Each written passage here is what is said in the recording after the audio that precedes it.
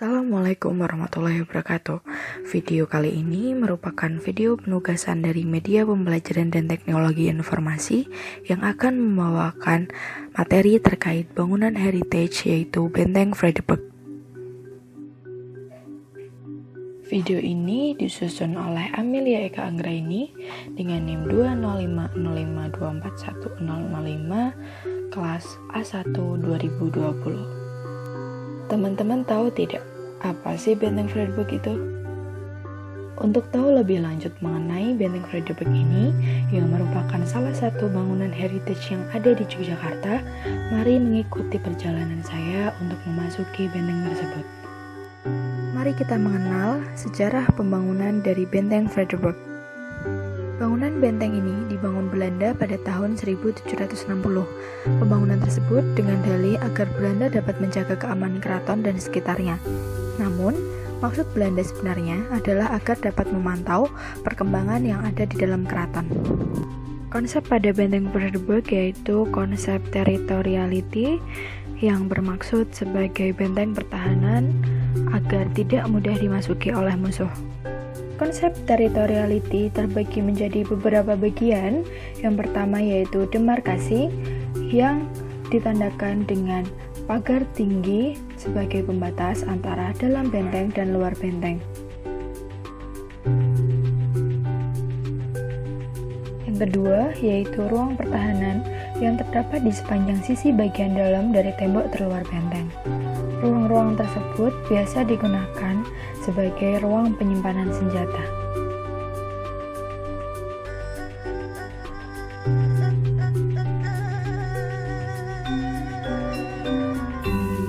Selanjutnya yaitu okupasi, merupakan ruang yang terdapat di dalam benteng yang berfungsi untuk menunjang kegiatan yang ada di dalam benteng. Bagian terakhir yaitu bagian personalisasi, merupakan tanda pengenal dari sebuah benteng.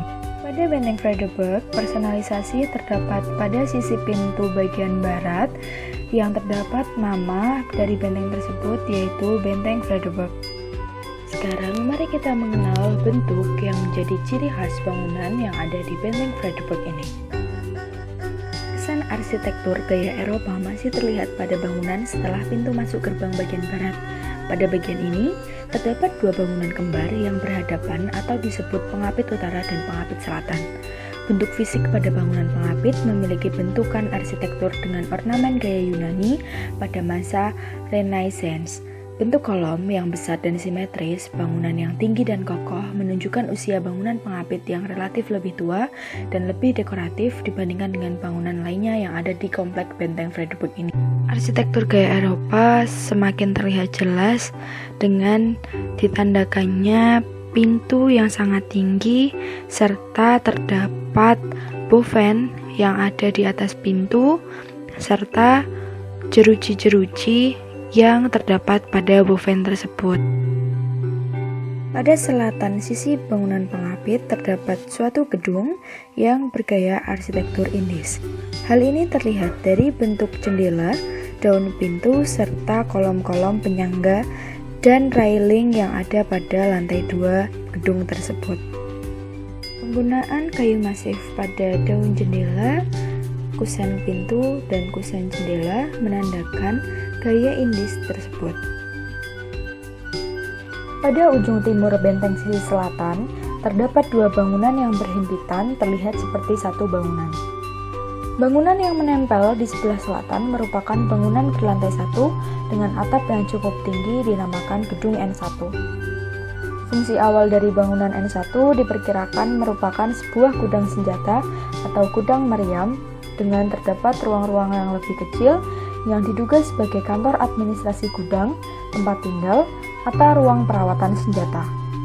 Pola ruangan yang ditemukan pada saat penelitian pada bangunan terdapat ruang-ruang lapang dengan masing-masing ruang terdapat satu pintu di ujung tanpa jendela yang menghadap ke selatan. Arsitektur pada bangunan N1 mencerminkan arsitektur tropis, di mana terdapat tertulisan dengan lebar 2,5 meter untuk mengantisipasi sinar matahari yang cukup terik. Tinggi plafon dan lebar bukaan dari pintu menyesuaikan dengan skala senjata seperti meriam dan kereta. Selanjutnya, bangunan bertingkat yang berada di bagian utara merupakan gedung N2. Fungsi bangunan bertingkat yang memiliki bentuk atap tidak beraturan pada awalnya merupakan bangunan dengan fungsi gudang senjata ringan. Namun, pada lantai atas bangunan merupakan ruang lapang di mana terdapat jendela dan pintu yang menggambarkan kondisi tempat tinggal. Maka, pada lantai atas bangunan besar kemungkinan memiliki fungsi sebagai barak prajurit. Bangunan ini dulunya berfungsi sebagai gudang mesio. Adanya peninggian lantai dan tidak adanya jendela menguatkan dugaan fungsi bangunan ini. Saat ini, bangunan difungsikan sebagai ruang penyimpanan koleksi. Di luar sekeliling gudang terdapat parit yang berfungsi sebagai penampung air untuk menahan panasnya mesio yang ada di dalam gudang. Bangunan ini juga tidak terdapat ventilasi untuk keluar masuk udara yang ada di dalam gudang. Selain itu, di lingkungan gudang terdapat tandon air yang berfungsi sebagai penyimpanan air untuk mengalirkan air di sekitar parit. Ini dibangun pada masa ornamentasi pada bangunan masih dianggap penting, mengingat bangunan ini sebagai tempat tinggal bagi perwira dengan pangkat tinggi. Hal tersebut dapat dilihat pada hiasan kayu semacam lisplang, hiasan pada pilar-pilar teras yang terbuat dari besi, dan hiasan pada ujung dinding bagian depan. Bentuk eksterior dari bangunan ini mulai mengadaptasi dari bentuk-bentuk arsitektur lokal Yogyakarta, di mana terdapat ruang-ruang terbuka seperti teras depan dan teras belakang. Karakteristik arsitektur Belanda pada bangunan masih terlihat pada bentukan pintu dan jendela.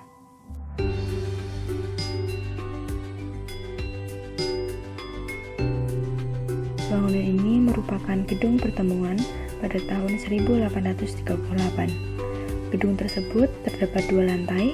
Pada lantai pertama merupakan ruang tata pameran diorama 4, sedangkan pada lantai 2 merupakan ruang pertemuan. Gaya arsitektur Indis masih sangat kental pada gedung ini, terlihat pada jendela-jendela menggunakan krepyak dan daun pintu dengan daun kaca, serta bentuk atap limas yang sangat tinggi merupakan ciri khas dari gedung tersebut. Di depan gedung pertemuan terdapat dapur bersih yang dulunya digunakan sebagai tempat penyajian untuk hidangan yang akan dihidangkan di gedung pertemuan. Hal tersebut ditandakan dengan adanya cerobong asap pada bagian atas gedung. Sebagai penutup, berikut merupakan cuplikan video dari Benteng Friedeburg. Cukup sekian, terima kasih. Wassalamualaikum warahmatullahi wabarakatuh.